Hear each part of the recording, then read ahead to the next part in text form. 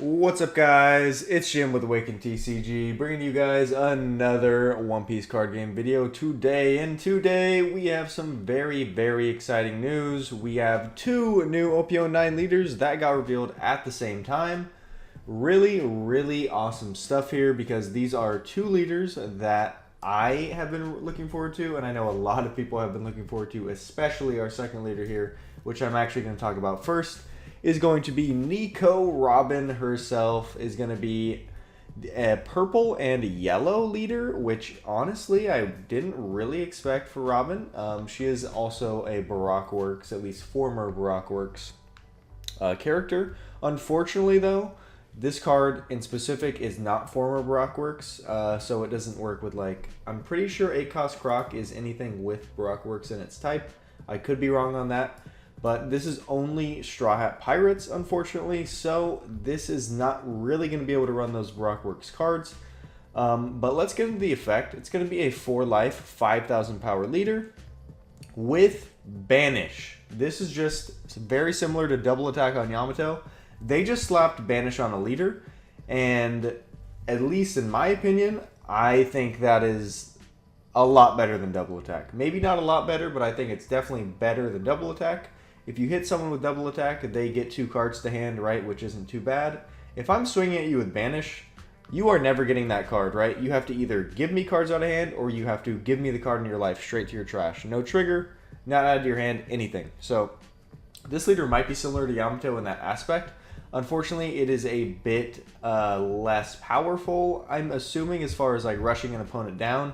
We don't really have stuff like Hody Jones, like the best rush thing we really have, like maybe like a 9-drop Kaido, which could be good, but obviously that's a bit too expensive. But getting into the when attacking effect here, it's going to be you may trash 1 card with the trigger from your hand, and then add up to 1 Dawn card from your Dawn deck and set it as rested. So this effect is very similar to Red Purple Uta from OP06. That leader is obviously really bad, unfortunately.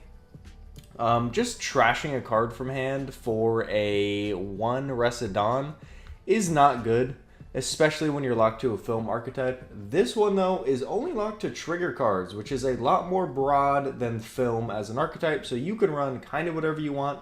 Obviously, she's going to be getting her own support coming in this set, so I'm really looking forward to this leader. I think having a Banish leader might be really annoying to deal with, but it's only 4 life, and the color combination is really not that crazy together. Like, there's a lot of stuff you can actually ramp to in yellow and purple that are really impactful, i.e. a lot of the Big Mom Pirates, like 9-cost Big Mom, 7-cost Big Mom, the new 6-cost Big Mom from the starter deck as well. So maybe you're kind of running a Big Mom Pirates package. We'll see. Definitely a fan favorite character. Love Robin. Fantastic addition to the game. I know people have been asking for her since pretty much the game's inception, and that is one more Straw Hat off the list of Straw Hats that still need a leader. Now only left with Jinbei, Frankie, Brook, pretty much all of the Straw Hats that get ignored in the actual manga and anime.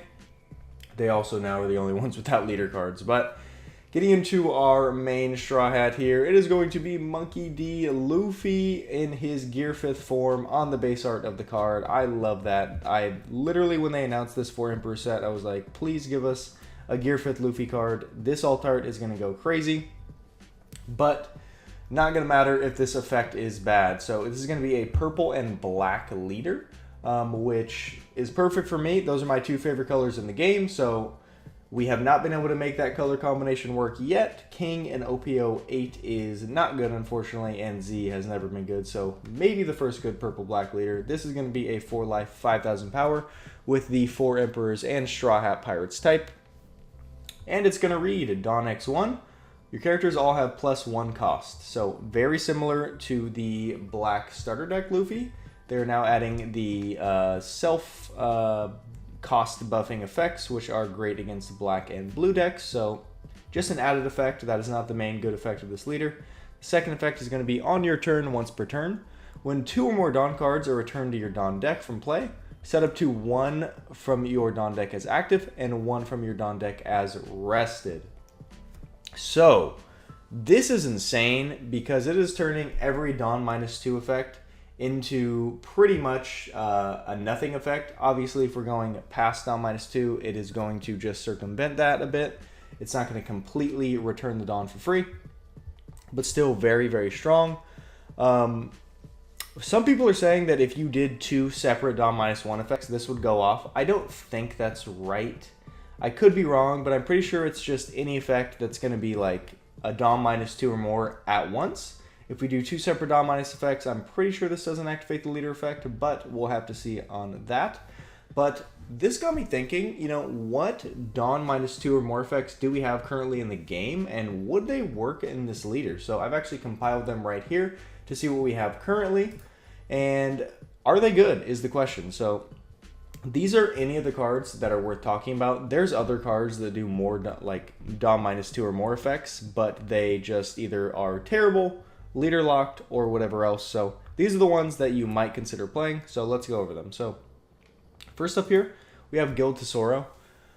This card in film has never really been good. However, this Dawn -2 was always a big ask. In this leader, not only is it free, we're getting one of those Dawn back as active, which means this is basically not only free, it's getting you an active Dawn while drawing 2, which is ridiculous. Obviously, the thing with this card, it is a when attacking effect, which means this card has to last the turn before it can actually use its effect. And in an RP Law meta, is that ever going to happen? I'm going to say no, right? This is one Gordon away from being bottom decked, which is going to be very, very easy to do. And for that reason, I think, at least in this current meta, you never play this card. But if you guys did not see, there was actually a ban list announcement that is going to be coming out August 12th, I think. Which, if RP Law or, say, Gordon or something like that would get banned, Guild Tesoro might have a chance in this deck. So we'll see on the release of OP09, but for now, I'm going to say no on this card. Next up here, we have Monkey D. Luffy from OP07. This card is interesting, to say the least.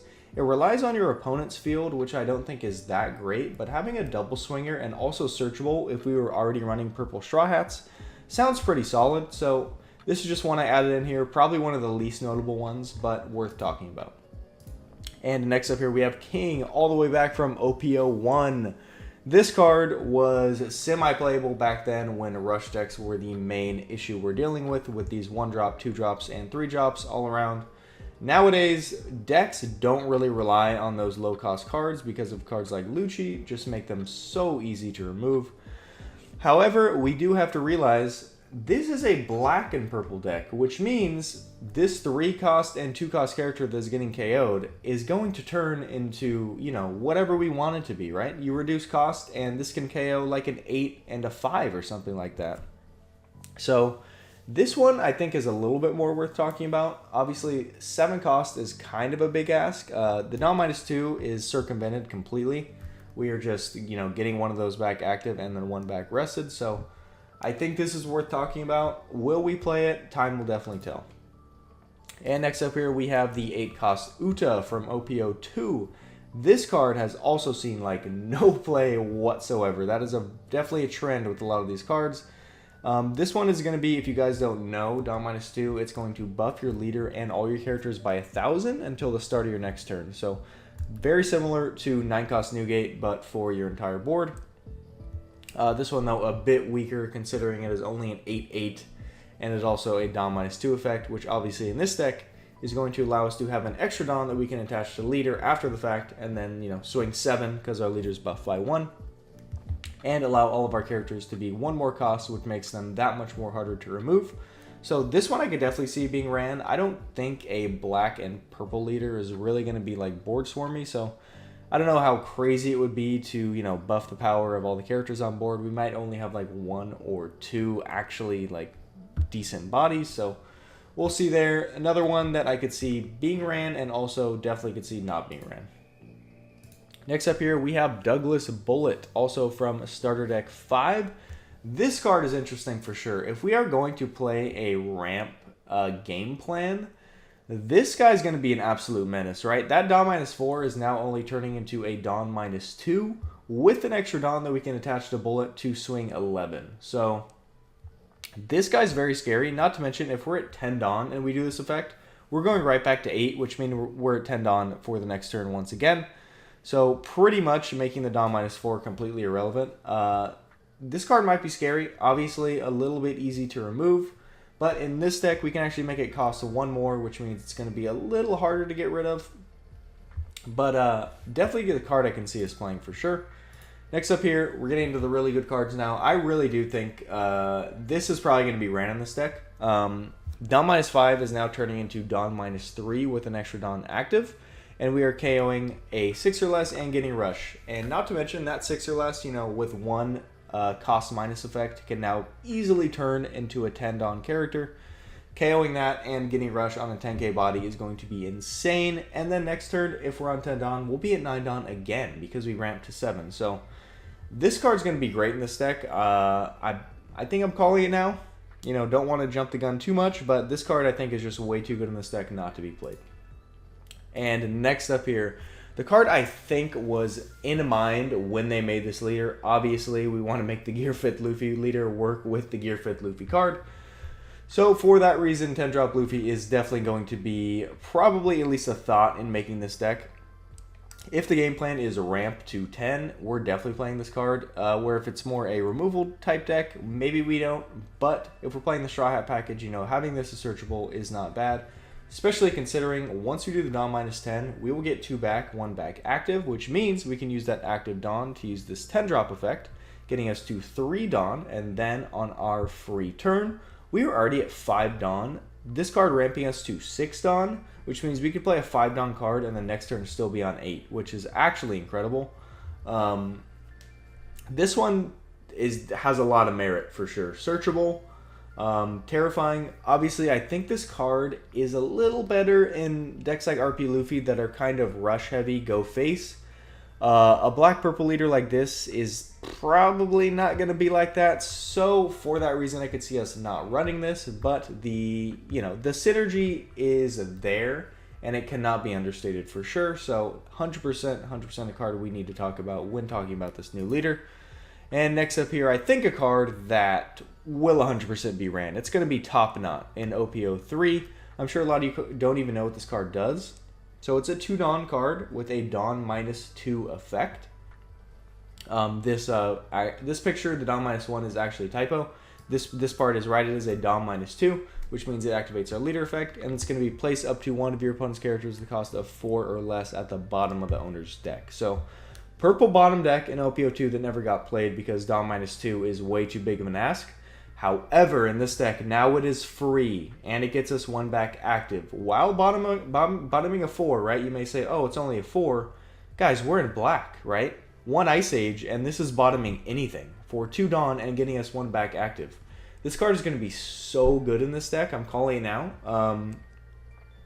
So if you do not have Top Knots and you want to play this leader, I would buy them right now, guys, before...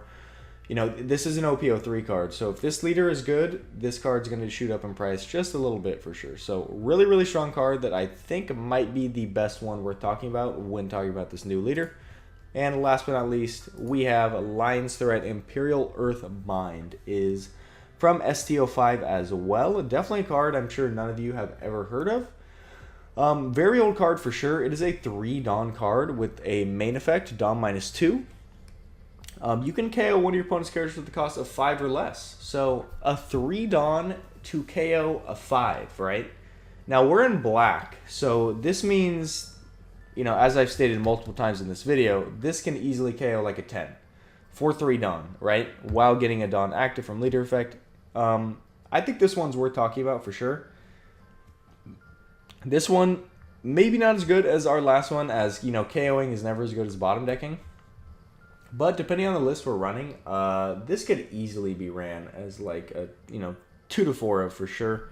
3 to KO a 5 for free is already good. Like even if we don't have cost reduction, taking out like a 5-drop Eustace Kid from a Law for 3 Dawn is already strong.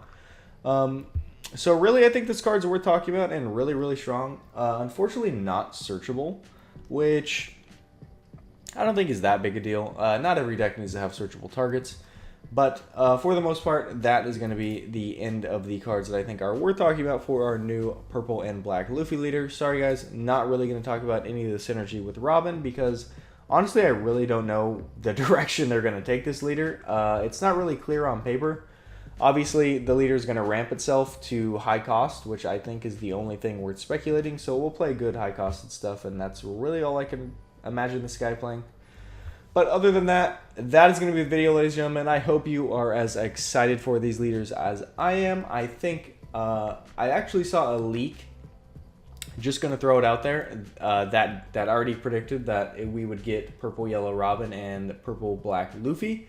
And our last two leaders, I'm sure you guys could guess, are our last two Emperors, Shanks and Buggy. But what colors are they going to be is the question. That leak that got these two right and every single other leader right said Buggy was going to be blue and Shanks is going to be red. So 2 monocolor leaders. I think that's what we're going to be looking at, especially considering we actually haven't gotten a red or blue leader in all the 4 leaders we've gotten revealed so far. There's a lot of purple. So really looking forward to that, though. I really want to try out Buggy. So when that leader comes out, we'll definitely make a video on that. But that is going to be the video for today. Hope you guys have a great day. This has been Jim with Awaken TCG. I'm going to head out of here. Peace.